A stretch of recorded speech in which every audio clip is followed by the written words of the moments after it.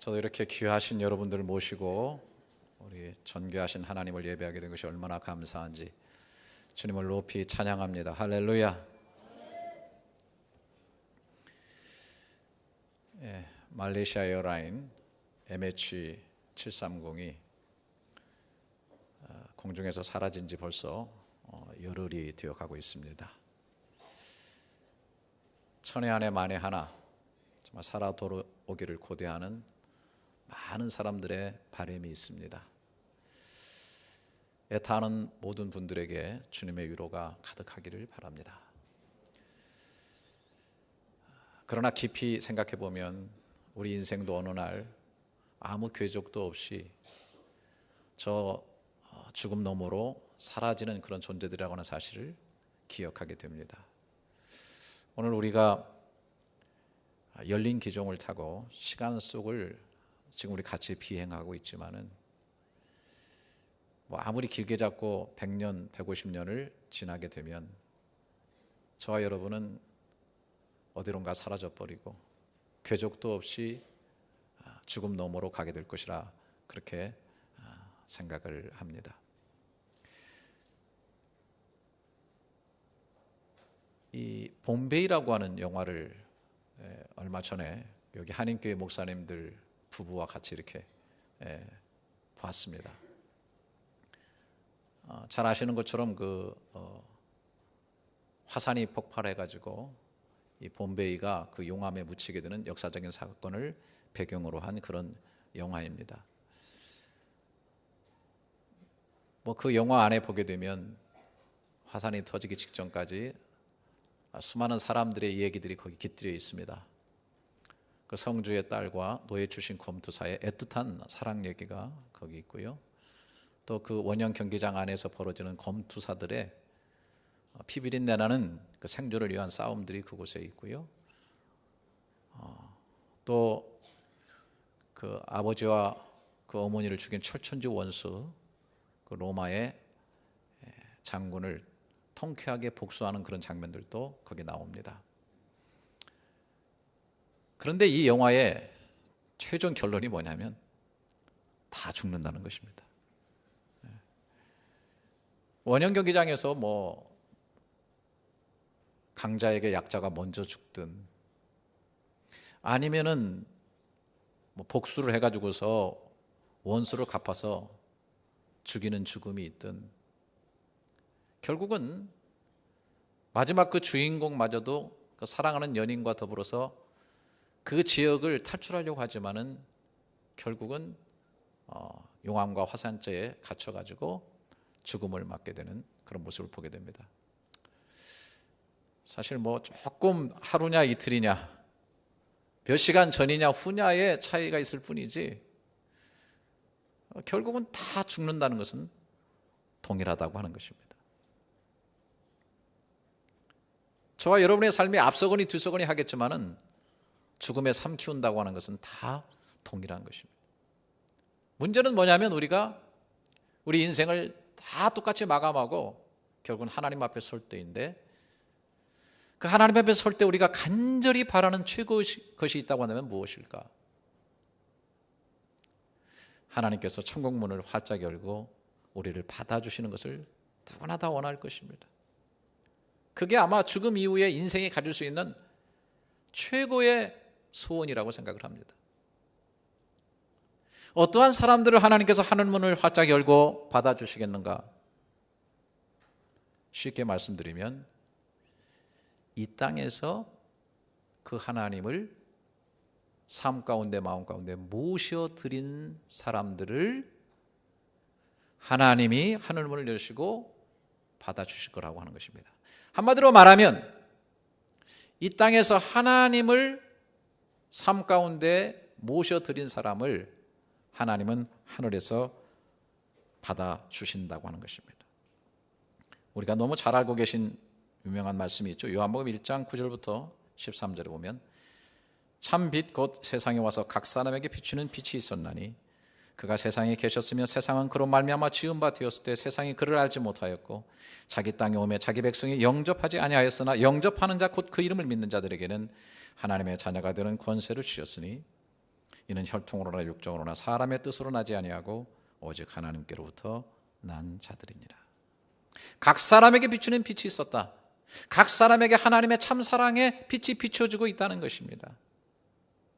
그런데 영접하는 자, 다시 말해서 창문의 커튼을 열면 거기에 와 닿았던 가득한 햇살이 그 방 안에 쏟아지는 것 같이 각 사람에게 비추는 참빛 하나님의 사랑의 빛이 그 속에 들어오게 된다는 것입니다. 이것이 바로 영접하는 것입니다. 이것을 다른 말로 하면은 곧 믿는 자들에게는, 믿는다는 것이 무엇인가? 영접하고 받아들인다는 것이죠. 결과는 무엇입니까? 하나님의 자녀들은 권세를 가지게 된다고 하는 것이죠. 한마디로 말해서 영생을 갖게 된다. 영원한 삶을 갖게 된다라고 하는 것입니다. 사람 일이 다 그렇잖아요. 어느 정도 남녀가 성장해서 커지게 되면 남녀가 서로 만나서 사랑을 하게 됩니다. 사랑을 주고받고 사랑을 받아들이게 됩니다. 결혼이라고 하는 제도를 통해서 서로를 깊숙하게 받아들이게 될 때 자녀가 태어나게 되죠. 영생이 이루어지게 됩니다. 하나님이 우리를 받아주셨다고 하는 그 하나님의 놀라운 사랑을 내가 가슴으로 받게 되어지게 되면 거기에 영생이 이루어지게 된다고 하는 것입니다. 그래서 생명이 있는 삶, 또 참 신앙생활, 이것은 교회에 나오는 것보다 하나님의 사랑, 그 사랑의 결정체인 예수를 진실로 영접하는 데 있다라고 하는 것입니다. 어느 통계를 보니까 교회를 다니면서 그리스도인이라고 하는 사람들 중에서도 예수를 개인적으로 깊숙하게 영접하지 못한 사람들이 22.9%나 된다고 하는 것입니다. 자신이 기독교인이라고 하면서 교회는 나가는데 실제로 예수님을 마음속에는 영접하지 못한 사람이 약 23%에 해당한다고 하는 것입니다. 우리 교회는 몇 프로나 될까 생각을 해봅니다. 예수를 영접한다, 예수를 모신다, 이것은 어떤 상상적인 거나 상징적인 것, 개념적인 것이 아닙니다. 실제로 이루어지는 사건이고 거기에 실제로 하나님의 역사가 나타나게 된다고 하는 사실입니다. 오늘 이 본문은 다윗이 자신이 세운 수도 예루살렘 성에 하나님의 법궤를 모셔드리는 그런 장면입니다. 근데 우리가 여기서 좀 생각해야 될 것은 처음에 다윗이 이 법궤를 모셔드리면서 어떤 하나의 상징적인 행위 아니면 어떤 구색맞추기적인 그러한 행위로서 하지 않았나는 생각이 좀 진하게 듭니다. 원래 여러분이 아시는 것처럼 이 법궤는 하나님께서 만들라고 지정하셔서 모세가 만든 건데 그것은 하나님의 임재의 상징이었어요. 또 거기에 하나님께 직접 받은 그 십계명의 돌판이 그 속에 들어 있습니다. 그리고 이제 하나님 만들라고 하신 그 성막에도 그 지성소 깊은 곳에다가 이 법궤를 두었습니다. 이 법궤가 있는 지성소에는 대제사장이 1년에 짐승의 피를 가지고 한 번 정도 들어가는 그런 곳입니다. 거기서 하나님을 만나고 거기서 온 백성의 죄 씻음을 하는 그런 곳이었습니다. 하나님이 함께 하시는 임재의 상징이었기 때문에 특별히 어려운 일을 당하거나 전쟁 같은 것이 일어나면은 이 법궤를 들고 나가서 전쟁에 나가게 되면 승리하곤 했습니다. 그런데 타락한 엘리의 제사장의 그 두 자녀가 블레셋과의 전투에서 너무 급하니까 이 법궤를 들고 나갔는데 거기서 다 죽음을 당하고 법궤는 빼앗겨버리고 말았습니다. 분명히 하나님의 임재의 상징이고 하나님의 역사가 있는 그러한 것인데 이런 놀라운 비참한 역사가 이루어지게 된 거예요. 그리고 이제 세월에 묻혀서 법궤는 그냥 잊혀진 그런 존재가 되었는데 다윗이 왕권을 잡고 새로운 나라를 건설하면서 사실은 이 사울이라고 하는 그 초대 왕, 다윗이 2대 왕이 됐지만은 그 초대 왕과 그 그 사람을 따르는 그 무리들 면에서 보게 된다면 어쩌면 다윗의 이 왕권을 잡은 것은 구테타나 마찬가지가 될 수가 있습니다. 아직도 그 왕권이 견고하게 세워지지는 못하는 그런 상황이죠. 그렇기 때문에 그가 예루살렘의 도읍을 정하면서 법궤 생각을 한 것입니다. 법궤를 들여옴으로써 왕권을 강화하고 신적인 어떤 권세가 자기에게 있다고 하는 사실을 나타내 보일 수 있는, 그리고 정권을 안정화시킬 수 있는 그런 방편이 될 수도 있다고 생각하는 것이죠. 그래서 저 10km 북쪽에 떨어진 기한여렘이라는 곳에 있는 이 법궤를 갖다가 들여오게 되는 것입니다. 아주 좋은 마차를 만들어 가지고 힘센 소들이 그 법궤를 끌고 들어오도록 하게 한 거예요. 여러분, 원래 이 법궤를 움직이려고 하면은 정결한 예식을 한 제사장과 그리고 레위인들이 이 법궤를 움직이게 됐는데, 그런 것들을 다 무시해버리고 자신의 생각대로 그냥 마차를 만들어 가지고 거기다가 싣고 오게 되니까 어느 순간에 이 소들이 가다가 펄쩍 뛰면서 난리가 난 거예요. 그러니까 이 법궤가 떨어질 위기에 있었거든요. 그래서 옆에서 그 법궤를 호위하고 나던 우사라는 사람이 으쌰 하면서 그 법궤를 만졌어요. 근데 그 자리에서 아주 즉사를 하고 말았어요. 너무나 놀라운 일이 생겨지게 된 겁니다. 이것을 보고 너무너무 다윗은 당황을 했습니다. 그리고 분노하기까지 했습니다. 사무엘하 6장 8절부터 보게 되면 여호와께서 우사를 치심으로 다윗이 분하여 그곳을 베레스 우사라고 부르니 그 이름이 오늘까지 이르니라. 다윗이 그날에 여호와를 두려워하여 이르되 여호와의 궤가 어찌 내게로 오리요 하고 다윗이 여호와의 궤를 옮겨 다윗성 자객으로 메어 오기를 가기를 즐겨하지 아니하고 가드 사람 오벳 에돔의 집에 메어 갔다, 그렇게 얘기를 했습니다. 큰 낭패를 당한 거예요. 도대체 이제 이 법궤를 어떻게 해석을 해야 되는지, 어떻게 보면은 굉장히 능력이 있어가지고 우사가 손을 대자마자 즉사하게 되는 그런 일이 벌어지고, 도대체 이것이 화를 가져다 주는 것인가, 아니면 정말 복을 내게 줄 것인가, 굉장히 곤혹스러운 그런 상황이에요. 그래서 법궤를 들여오지 못하고 오벳 에돔이라는 사람의 집에 들어요. 이 오벳 에돔이라는 사람은 어떤 사람인지 잘은 성경을 통해서 모르겠습니다만은 뭐 하나님을 경외하는 사람이 틀림없겠죠. 이러한 법궤를 갖다가 집에 잘 모시고 있었습니다. 3개월 동안 보관했는데 놀라운 것은 하나님이 그 집안에 큰 복을 내려주신 겁니다. 사무엘상 오늘 6장 11절에 보면 여호와의 궤가 가드 사람 오벳 에돔의 집에 석 달을 있었는데 여호와께서 오벳 에돔과 그의 온 집에 복을 주시니라.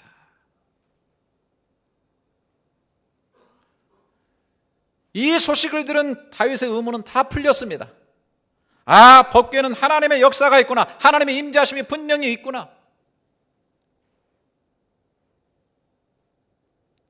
이 법궤를 바르게 모셔드리기만 하면 이것은 내 인생에 있어서 굉장한 큰 축복이구나, 실제로 역사하는 하나님의 능력이구나 라고 하는 사실을 깨닫게 되어서 이번에는 모든 예를 갖추고 그리고 제사장과 레위인들을 통해 가지고서 이 법궤를 자신의 성에 옮겨 놓는 겁니다. 앞치마처럼 두른 이 예봇 하나만 입고 춤추며 뛰놀면서 이 법궤가 자기 성에 들어오는 것을 축제로 환영하고 있는 그런 모습을 발견하게 됩니다. 실제로 하나님의 임재를 상징하는 이 법궤가 예루살렘에 들어서면서부터 다윗의 삶 가운데는 깊은 안정과 하나님의 돌보시는 실제적인 축복이 그 속에 가득해 있었다고 하는 사실입니다.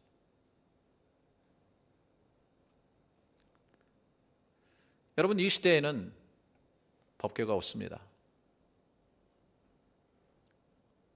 많은 역사적으로 보면 사람들이, 고고학자들이 이 법궤를 찾으려고 무척 노력을 했어요.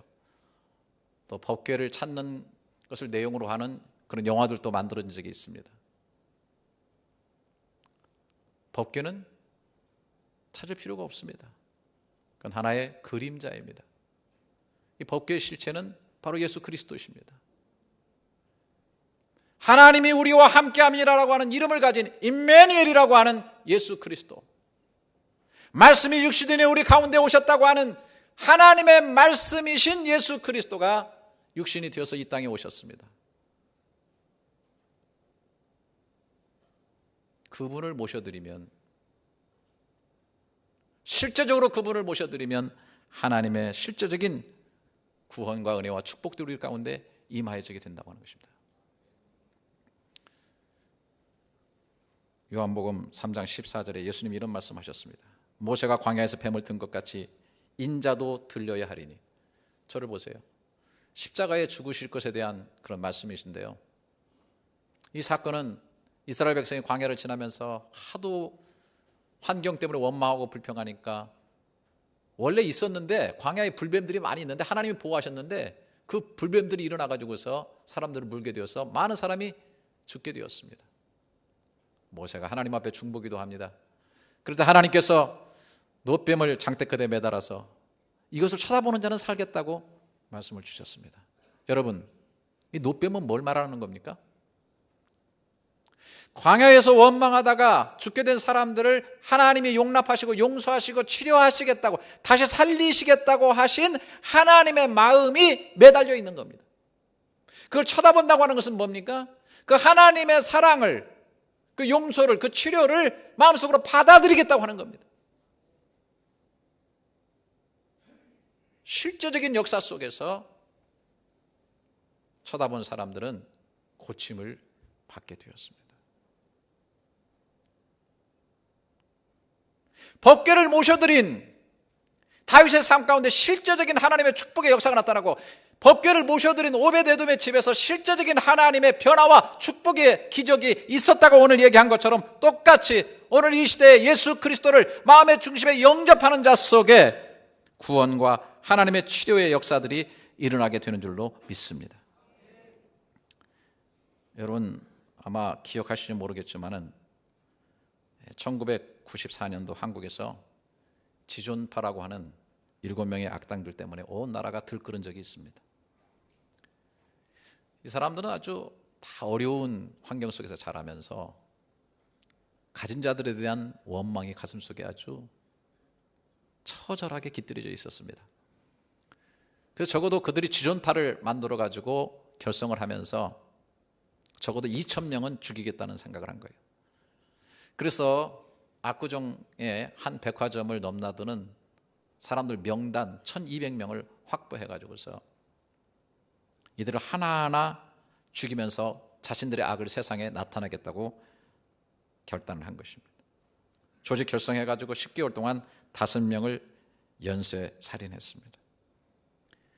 살인 공장이라고 하는 자기들의 아지트를 만들어 놨고, 거기에는 시체들을 태울 수 있는 자체 시체 소각 시설까지 해놨습니다. 그리고 실제로 시체를 태우면서 그들은 그 냄새를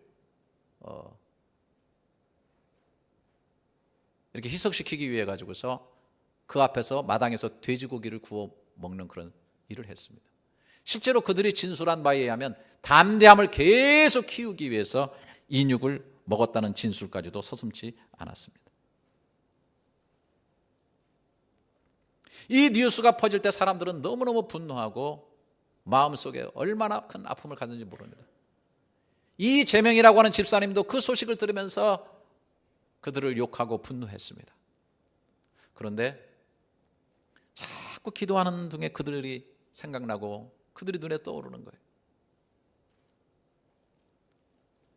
지상 최고의 악마들이라고 하는 이 사람들에게도 하나님의 사랑이 들어갈 수 있지 않겠나. 그래서 기도하면서 구체적인 계획들을 세우게 됩니다.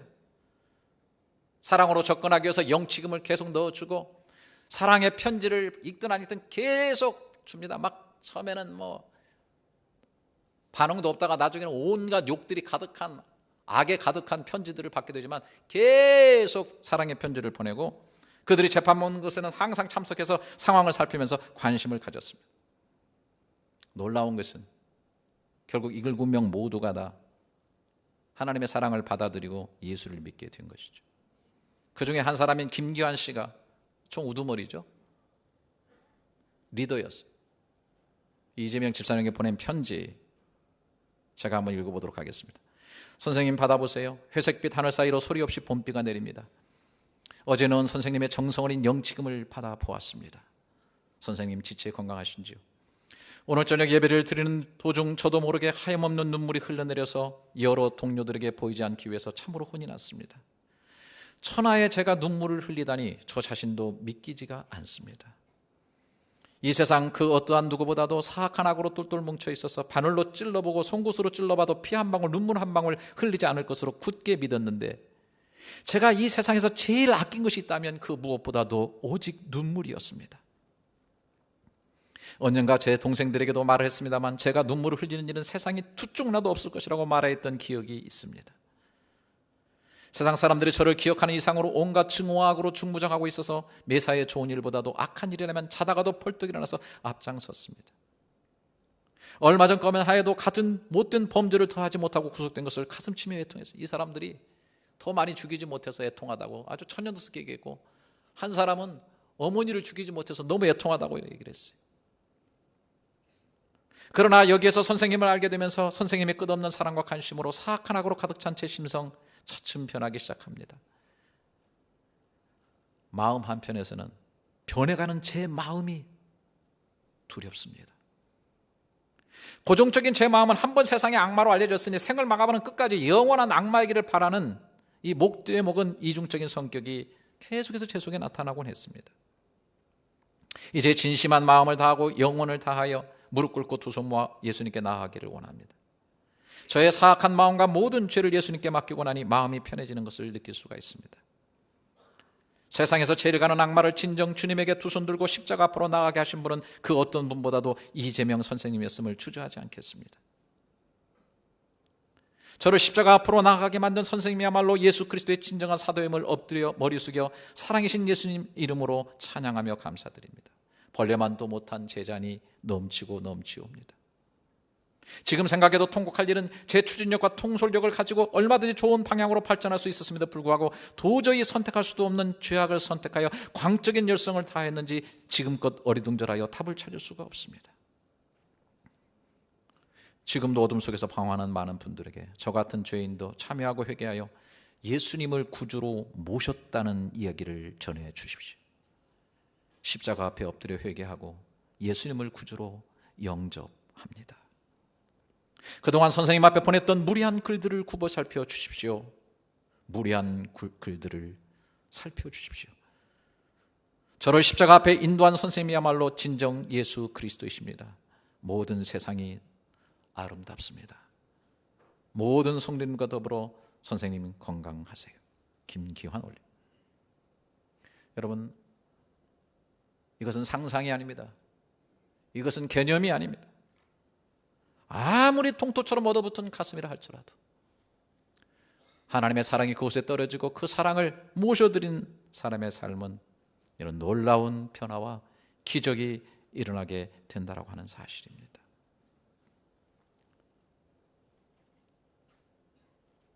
예수 그리스도를 깊이 영접하십시오. 마음 중심에 영접하십시오. 혹시라도 예수를 믿고 있긴 하지만은, 영접했다고 하지만은 내 삶의 중심에 모시지 못한 분이 있다고 한다면 다시 한번 결단하는 시간이 될 수 있기를 바라요. 계시록 3장에 우리 주님은 라우디가 교회를 향해서 말씀하셨습니다. 볼지어다 내가 문 밖에 서서 두드리노니 누구든지 내 음성을 듣고 문을 열면 내가 그에게로 들어가 그로 더불어 먹고 그는 나로 더불어 먹으리라.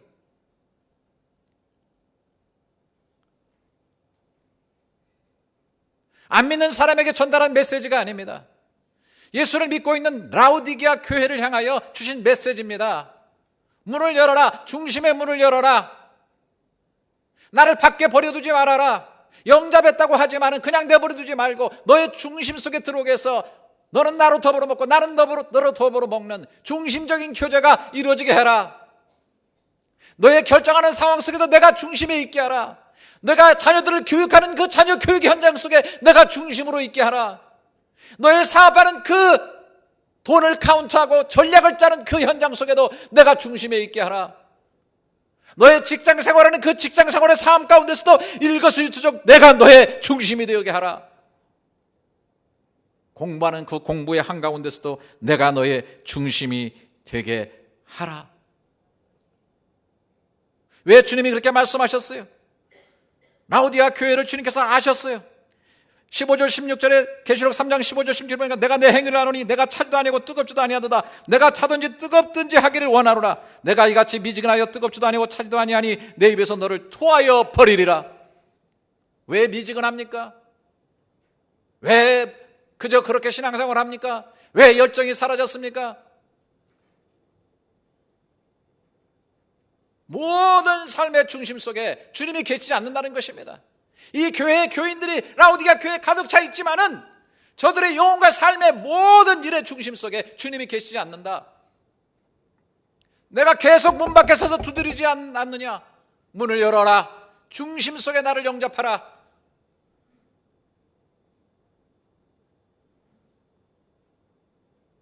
주님이 내 중심 속에 계실 때 내 삶 가운데 열정이 회복되어지고 생명이 솟아나기 시작하고 활력이 생기고 창조력이 생기고 하나님의 축복을 느끼면서 살아갈 수 있게 됩니다. 그래서 다윗이 이 법궤가 확신되어지고 오베데돔의 집에서 축복의 증거를 가진다는 사실을 분명히 깨닫게 되니까 왕의 체면도 불구하고 그 앞에서 하나님 앞에서 뛰놀면서 이 법궤를 자신의 제국의 중심 속으로 모셔드리고 있는 그런 모습을 발견하게 되는 것입니다. 사랑하는 저와 여러분의 삶의 모든 영역의 중심 속에 그리스도가 모셔드려지는 역사가 있기를 주님의 이름으로 축원합니다. 어떤 아이들이 놀고 있는 마을에 풍선장수가 나타났죠.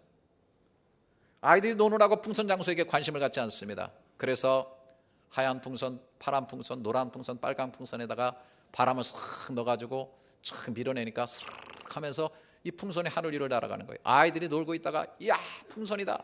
그걸 보고 막 뛰어와가지고 풍선을 사가지고서 재밌게 놀기 시작을 합니다. 물구름이 바라보고 있던 흑인 한 소녀 하나가 다가와서 조용히 묻습니다. 아저씨, 저기 있는 검은 풍선도 하늘로 솟아오를 수가 있나요? 아저씨가 빙그레 웃으면서 검은 풍선에다 바람을 확 넣어가지고 날리니까 하늘 높이 솟구쳐 올라가는 거예요. 그리고 얘기하는 거죠. 얘야, 색깔이 중요한 게 아니야. 그 안에 무엇이 들어있는가가 중요하단다. 저 여러분의 삶의 빛깔은 다 다릅니다. 그러나 여러분과 저의 영혼과 생각과 모든 판단 속에 누가 중심이 됐느냐, 누구를 모셔드리냐에 따라서 차이가 난다고 하는 것입니다. 저는 지난주에 토요일 날 화두회라고 하는 그 팀이 와가지고서 여기서 공연을 했는데요. 그 중에 그 마임 공연이 있었어요. 그분이 그 다음 날 주일날 일부 예배 나왔는데 그 방문자 카드에다 쓴 거 보니까 마임 선교사 이렇게 썼더라고요. 그래서 제가 알아차렸죠. 이분이 마임을 통해 가지고 선교하는 선교사의 역할을 감당하고 있는 분이구나. 참 귀하게 보였습니다. 바로 이 자리에서 공연하는데 제가 저 밑에서 참 아주 황홀한 듯이 아주 정말 재미있게 본 내용이 뭐냐면 그 비눗물에다가 그 빨대 같은 걸 이렇게 찍어가지고서 부니까 그 물방울이 쫙 생기는 거예요. 근데 처음에 조금 아주 가느다란 거가 해지고 조금 많은 물방울들을 이렇게 날리더니 점점 근데 막 나중에 이렇게 큰 거 그것도 물방울이 되더라고요. 이따만게 큰 물방울이 해가지고 확 만들어져 부니까 막 이 물방울이 우리 청중위로 날아오는데 그 굉장히 감동을 주더라고요. 그게 그리고 막 그 물방울에 이 조명에 의해서 막 칼라가 비쳐가지고 말이죠. 너무너무 환상적이에요. 근데 나중에는요, 이게 큰 무슨 라켓 같은 걸 생긴 것에 이렇게 구멍이 다 뚫어져 있는데 거기다 이렇게 적셔가지고 이거를 휙 돌리니까요, 온 이 본당 가득하게 이 물방울이 쫙 만들어지는 거예요. 흔들 때마다 막 물방울이 쫙쫙 만들어지면서 막 안에 밑으로 내려가지고 하는데요, 환장적인 분위기가 연출됐어요. 그런 생각을 해봅니다. 아주 하잘것없는 피눈물, 거기에도 바람이 들어가니까 정말 아름다운 분위기를 연출하면서 하늘에 떠올라가는 그런 물방울이 되더라는 것입니다. 저와 여러분의 속에 무엇을 담느냐가 굉장히 중요합니다. 자석을 들이대면 철의 성분을 가지고 있는 것은 따라 올려지게 되어 있습니다.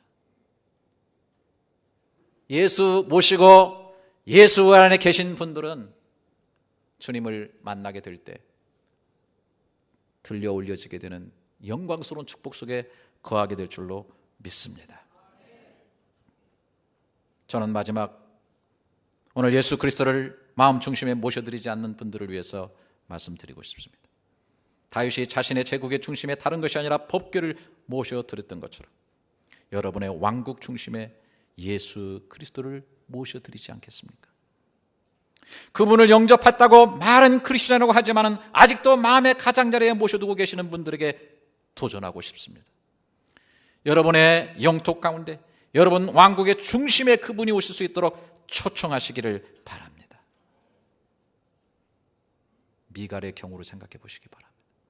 왕후의 지위에 올랐으나 하나님의 역사를 보지 못하고 그 삶은 초라했고 결국은 다윗을 없이 여기는 가운데에서 문둥병을 입게 되는 결과를 가져온 것을 보게 됩니다. 더 미루지 마시고 마음을 여시고 예수 그리스도를 여러분의 중심에 초청하시기를 바랍니다. 이렇게 기도하시기를 바랍니다. 오 예수 그리스도시여, 저희 왕국의 중심이 마셔서 저희 왕이 되어 주십시오. 저를 다스려 주십시오. 제가 사는 곳 어디서나 언제나 주님의 손길을 알아보고 함께 살게 하여 주시옵소서. 내 마음 중심에 주님은 나로 더불어 먹고 나는 주님으로 더불어 먹는 이 놀라운 소통과 교제를 나누다가 주님이 나를 부르시는 그날 하나님의 나라의 상에 앉아서 주님은 나로 더불어 먹고 나는 주님으로 더불어 먹는 이 실제적인 하나님의 나라의 역사가 이루어지게 해 주시옵소서.